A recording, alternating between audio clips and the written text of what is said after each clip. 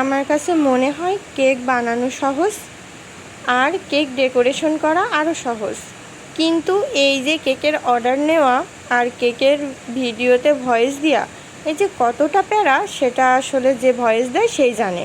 আসসালামু আলাইকুম, welcome to my page Neela's cake বাড়ি। বন্ধুরা সবাই কেমন আছেন? আলহামদুলিল্লাহ, আল্লাহর অশেষ রহমতে আমিও ভালো আছি। কেকে ভয়েস দেওয়ার কথা বলছিলাম, আসলে কতটা যে প্যারা কেকে ভয়েস দেওয়া।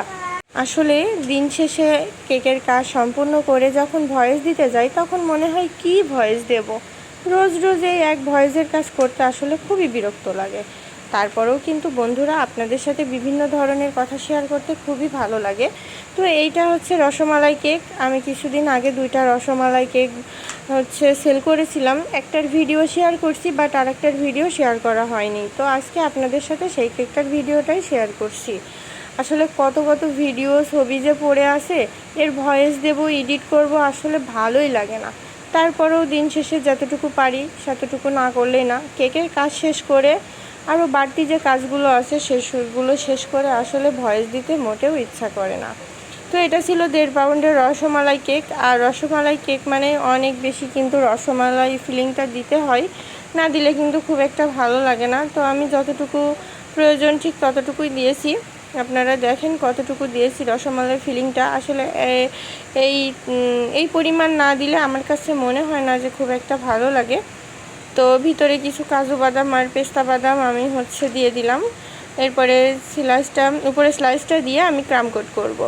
আসলে রসমালাই কেকটা মানেই কিন্তু কেকের এই যে কালারটা, এই কালারটা দেখলেই কিন্তু এতটা ভালো লাগে, খেতেও যতটা ভালো লাগে দেখতেও ততটা ভালো লাগে। তো আমার এই রসমালাই কেকটা কেমন হয়েছে অবশ্যই কিন্তু আপনারা কমেন্টে জানাবেন।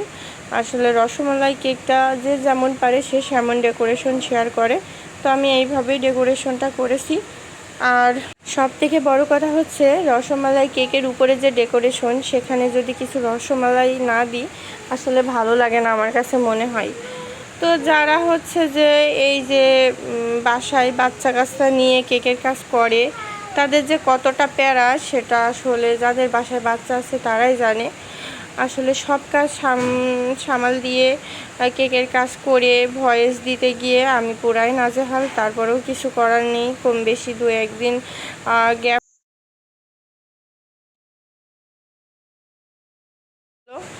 তো আমার কেক ডেকোরেশন কে কে পছন্দ করেন অবশ্যই কিন্তু কমেন্টে জানাবেন। আমার প্রিয় বন্ধুরা আমার কেক ডেকোরেশনগুলো দেখে এবং কমেন্ট করে। আমি হয়তো সময় এবং সুযোগের অভাবে সবার কমেন্টের উত্তর দিতে পারি না, এবং আমি সকলের পরিবারে যে একটা করে কমেন্ট করার চেষ্টা করি যতটুকু সম্ভব হয়। আসলে অনেক বেশি ব্যস্ত থাকা হয়। সবথেকে বড় কথা একা একা এই যে কেকের অর্ডারগুলো নেওয়া। আর যখন কেউ কেকের অর্ডার দেয় তখন কিছু কাস্টমার আছে মোটামুটি একটা রচনা লিখে ফেলে, আর কিছু কাস্টমার আছে খুব সহজভাবেই কেকের অর্ডার করে। যেমন কেকের ছবিটা পাঠিয়ে দিয়ে প্রাইস কেমন, ব্যাস তার পছন্দ হয়েছে কিনা জানিয়ে দেবে।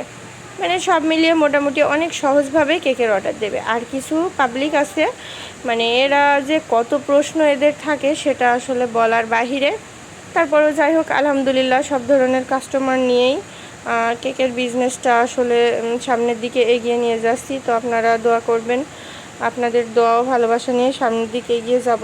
তো আমার কেকটা কেমন হয়েছে অবশ্যই কিন্তু কমেন্টে জানাবেন। আমি এই তো উপরের দিকটা এমন একটা ডিজাইন করে দিয়ে পেস্তা বাদাম কাজু বাদাম দিয়ে দিয়েছি, আর মাঝে রসমালাইগুলো দিয়ে দেব। তো কেকটা কেমন হয়েছে অবশ্যই কিন্তু কমেন্টে জানাবেন, কমেন্ট করতে কিন্তু ভুলবেন না। আর আপনাদের যাদের ঝিনাইদহের মধ্যে কেক প্রয়োজন তারা একবার হলেও আমার কেক টেস্ট করে দেখতে পারেন, অর্ডার দিতে পারেন। হোম ডেলিভারির সুব্যবস্থা আছে। তো এই তো কেকের কাজ শেষ হয়ে গেল। এই যে আমার কেকের ফাইনাল লুক। কেকটা কেমন হয়েছে অবশ্যই কিন্তু কমেন্টে জানাবেন। আর যদি কোনো ছোটোখাটো ভুল থাকে অবশ্যই কিন্তু ধরিয়ে